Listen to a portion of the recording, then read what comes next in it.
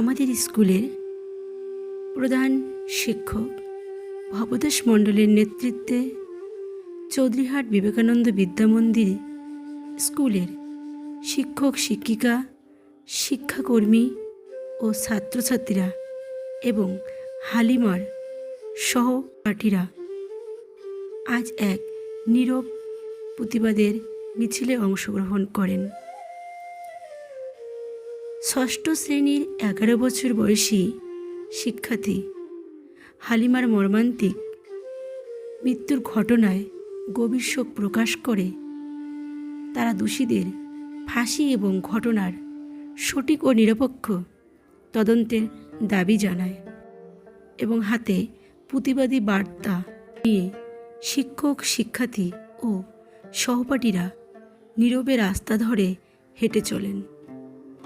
কোনো স্লোগান নয়, কোনো উচ্চ বাচ্য নয়, শুধু বুক ভরা শোক, কষ্ট আর ক্ষোভ নিয়ে তারা এই নীরব মিছিলে অংশগ্রহণ করেন।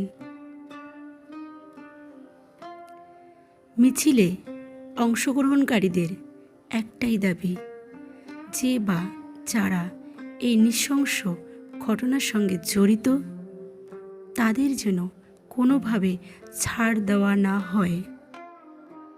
একটি নিষ্পাপ শিশুর জীবন এভাবে ঝরে যাওয়া কোনোভাবেই মেনে নিতে পারছেন না স্কুলের শিক্ষক, শিক্ষিকা থেকে শুরু করে সহপাঠীরা। সকলের প্রত্যাশা আর কোনো বাবা মাকে যেন এভাবে সন্তানের মৃত্যুতে কাঁদতে না হয়, আর কোনো স্কুল যেন তার শিক্ষার্থীকে এবং ছাত্ররা যেন তার কোনো সহপাঠীকে এভাবে হারিয়ে গভীর শোকে ভেঙে না পড়ে।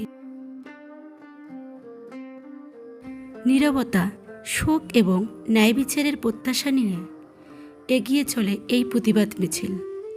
মিছিলে অংশগ্রহণকারীদের দাবি, ঘটনার পূর্ণ সত্য উদ্ঘাটন করে দোষীদের দ্রুত শনাক্ত করতে হবে এবং আইনের সর্বোচ্চ শাস্তি অর্থাৎ ফাঁসি নিশ্চিত করতে হবে। পাশাপাশি ভবিষ্যতে এ ধরনের ঘটনার পুনরাবৃত্তি রোধে প্রশাসনকে কার্যকর ও কঠোর পদক্ষেপ গ্রহণ করতে হবে।